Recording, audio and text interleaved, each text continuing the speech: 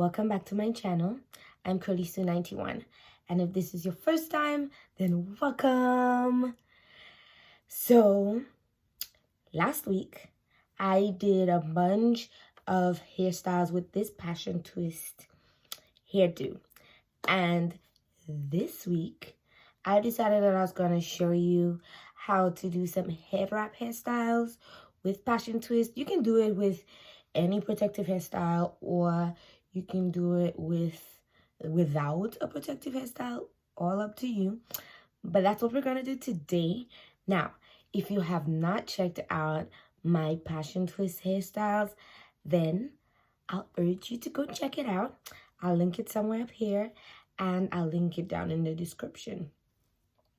So let's get into these cute head wrap hairstyles.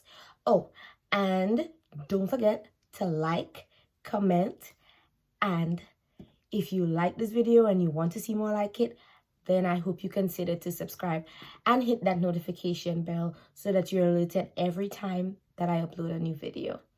Let's do this.